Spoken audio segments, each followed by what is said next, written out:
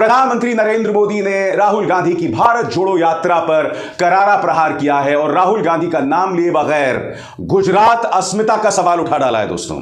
जी हां, वही चिर परिचित राग गुजरात अस्मिता, वो मुद्दा जो प्रधानमंत्री नरेंद्र मोदी साल 2002 से उठा रहे हैं।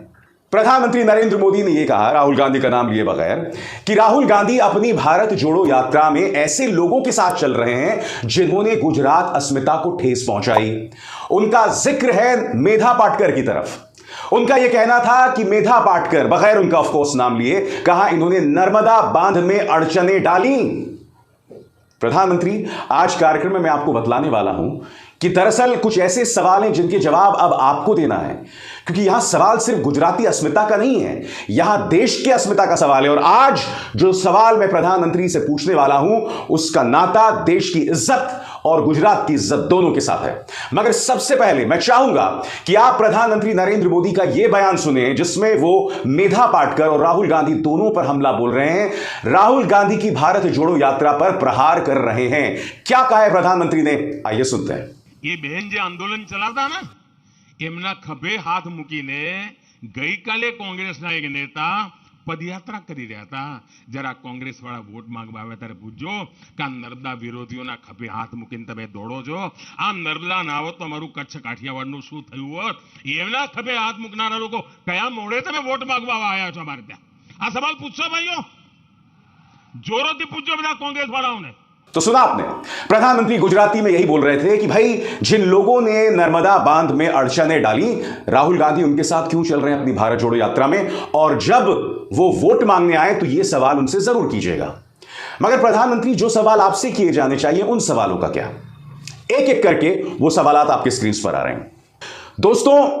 देश के इतिहास में, आजाद भारत के इतिहास में पहली बार हुआ है जब हमारे प्रधानमंत्री की तुलना दूसरे देशों के के साथ हुई है। ध्यान से सुनिएगा मैं क्या कहने वाला हूं। आपके स्क्रीन पर यह है सऊदी अरब के राजकुमार मोहम्मद बिन सलमान। अमेरिकी विदेश मंत्रालय से सवाल पूछा गया कि मोहम्मद बिन सलमान को आखिर अमेरिका में प्रवेश की क्यों अनुमति दी गई, क्योंकि मोहम्मद बिन सलमान पर आरोप है कि उन्होंने सऊदी पत्रकार जमाल खशोगी को उतार दिया था। यह सवाल वहां के पत्रकारों ने उनसे किया। आप जानते हैं जवाब में अमेरिकी विदेश मंत्रालय ने क्या कहा? उन्होंने कहा यह पहली बार नहीं है जब इस तरह के नेताओं को, इस तरह के हेड्स ऑफ स्टेट को अमेरिका आने की इजाजत मिली है।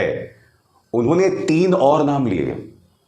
उन्होंने जिम्बाब्वे के पूर्व रॉबर्ट मुगाबे और कांगो के पूर्व राष्ट्रपति और जोसेफ कबीला का नाम लिया, और तीसरा नाम जिसका उन्होंने जिक्र किया वो था देश के प्रधानमंत्री नरेंद्र मोदी, यह कहते हुए कि पहली बार हम ऐसे शख्स को अमेरिका में प्रवेश की अनुमति नहीं दे रहे हैं। इससे पहले हमने 3-4 और लोगों के संदर्भ में उन्हें अमेरिका में प्रवेश की अनुमति दी। यानी प्रधानमंत्री नरेंद्र मोदी का नाम 2 तानाशाहों के साथ जोड़ा जा रहा है। मैं आपसे पूछना चाहता हूं, यह देश की साख पर सवाल नहीं है तो क्या है?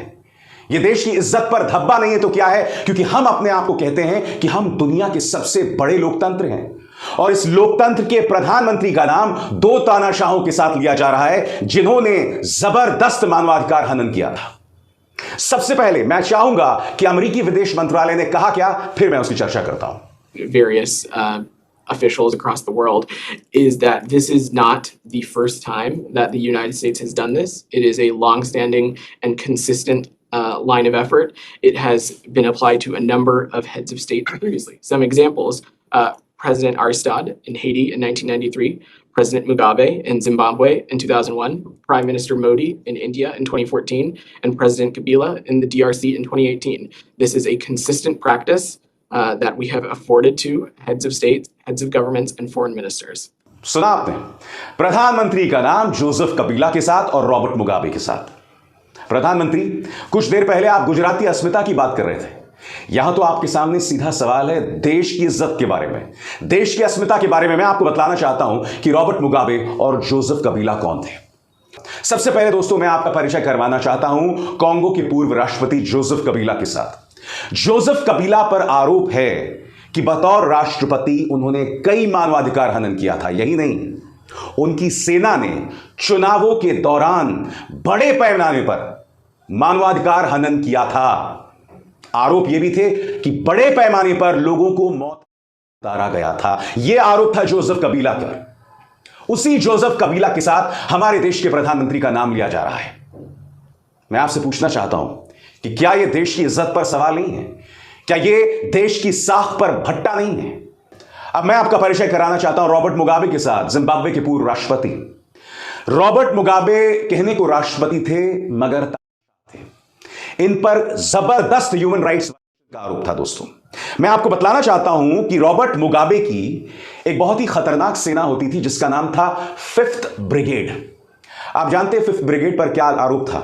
5th ब्रिगेड पर आरोप था कि उन्होंने करीब 80,000 लोगों को मौत दिया था।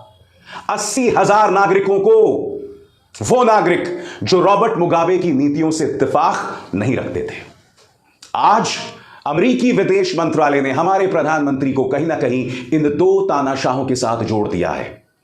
3 लोगों के साथ उनका नाम जुड़ रहा है। मोहम्मद बिन सलमान, जिन पर आरोप है एक पत्रकार की हत्या का।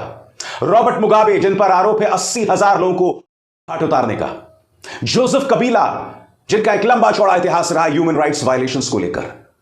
आज उनके साथ देश के प्रधानमंत्री का नाम जोड़ा जा रहा है। सीधा सवाल, बताइए प्रधानमंत्री, आप तो गुजराती अस्मिता की बात करते हैं। आपका पूरा प्रचार तंत्र कहता है कि जब से आप प्रधानमंत्री बने हैं देश का डंका पीटा जा रहा है। क्या इस तरह से देश का डंका पीटा जा रहा है?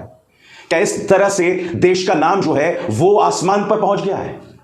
जब हमारे देश के प्रधानमंत्री को जोड़ा जाएगा तानाशाहों के साथ। मैं आपको बतलाना चाहता हूं कि पूर्व प्रधानमंत्री मनमोहन सिंह ने अपने एक प्रेस कॉन्फ्रेंस में कहा था कि अगर मोदी देश के प्रधानमंत्री हो गए तो यह बहुत बड़ी भूल होगी।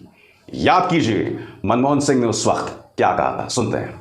Discussing the merits of Mr. Narendra Modi, I sincerely believe that it would be disastrous for the country to have Narendra Modi as the Prime Minister. आज मैंने आपके सामने जो मुद्दा रखा उसका सीधा नाता देश की अस्मिता के साथ है। अब जो मैं मुद्दा आपके सामने लेकर आ रहा हूं वो है गुजरात की अस्मिता को लेकर। चुनावों से ठीक पहले आप सब जानते हैं मोरबी हादसा हुआ। एक पुल जो कुछ ही दिनों पहले खुला था और भर भरा कर गिर गया। 135 लोग मारे गए थे, करीब 50 बच्चे। ऐसा लग रहा है कि उस मुद्दे का कोई असर चुनावों पर नहीं है, क्योंकि गुजरात की जनता को भी बाकी देश की तरह धर्म का धतूरा इस तरह से चटाया गया है कि वो मोरबी हादसे पर बीजेपी से सवाल ही नहीं कर रही है। प्रधानमंत्री, आज मैं आपसे सवाल पूछना चाहता हूं क्योंकि आपने कुछ देर पहले गुजराती अस्मिता का सवाल उठाया था। मेरे एक सवाल का जवाब दीजिए। आपकी स्क्रीन पर यह है जयसुख पटेल, ओरिवा ग्रुप के प्रमुख, वो ओरिवा ग्रुप जिन्होंने मोरबी पुल बनाया था। जयसुख पटेल का नाम पुलिस एफआईआर में नहीं है। वो बात छोड़िए, जयसुख पटेल फरार बताए जा रहे हैं। जयसुख पटेल उस अजंता वॉल क्लॉक से जुड़े हुए हैं जो बीजेपी के बेहद करीब है। मगर ये फैक्ट्स, ये तथ्य देश की जनता के सामने कौन लाएगा? कौन लाएगा? क्योंकि मैं नहीं भूला हूं, मोरबी पुल हादसा जब हुआ था तब तमाम न्यूज चैनल्स बोल रहे थे प्रधानमंत्री मरहम लगाने आए हैं, प्रधानमंत्री आंसू पोंछने आए हैं। मोरबी के अस्पताल प्रधानमंत्री पहुंचते हैं उससे पहले वहां का रंग रोगन शुरू हो जाता है, सामने वाली सड़क की मरम्मत की जाने लगती है। इनका पालतू मीडिया दोष मढ़ने लगता है जो लोग मर गए हैं। मैं नहीं भूला हूं, इनका एक पालतू पत्रकार ये तक कह रहा था कि दोष उन लोगों का है जो उस पुल पर थे। सुनिए उसने क्या कहा था, सुनिए। इसके अलावा इस दुर्घटना के लिए जो वहां लोग मौजूद थे उनकी भी तो कुछ जिम्मेदारी बनती है। कुछ लोगों को यह बात आज हमारी बुरी लग सकती है, आज का दिन तो नहीं है ये कहने का, लेकिन फिर भी कड़वा सच ये है कि लोग खुद भी कहीं ना कहीं इस हादसे के दोषी जरूर हैं। ऐसे में क्या आपको लगता है कि क्या बीजेपी से सवाल किया जाएगा जब इस तरह से ब्रेन वॉश किया जाता है लोगों को? मैं आज ये मुद्दा क्यों उठा रहा हूं, इस पर गौर कीजिएगा। एक तरफ जयसुख पटेल फरार है, मगर आप जानते हैं दूसरी तरफ क्या हो रहा है। कुछ लोगों की गिरफ्तारियां की गई हैं, कुछ मजदूरों की गिरफ्तारी की गई हैं जिन्हें दिन का 100 रुपए मिल रहा था। एनडीटीवी की तनुश्री पांडे की रिपोर्ट है दोस्तों, जिस वक्त आप अपनी स्क्रीन पर देख रहे हैं। तनुश्री पांडे ने उन मजदूरों के परिवारों से बात की है जो मजदूर मोरबी पुल हादसे के लिए जेल में हैं। उनका काम सिर्फ यह था कि वो पुल के दोनों तरफ खड़े थे, सिक्योरिटी का उनका जिम्मे था और कुछ नहीं था। उन्हें दिन का 100 रुपया मिल रहा था, जैसा कि तनुश्री पांडे ने अपनी रिपोर्ट में कही है। इस रिपोर्ट के अंदर तनुश्री उनके परिवार के सदस्यों से बात कर रही है जो रो रहे हैं, यानी कि गरीब मजदूरों को जिन्हें दिन का 100 रुपया मिलता था, उन्हें तो आपने गिरफ्तार कर लिया, मगर जयसुख पटेल अब भी फरार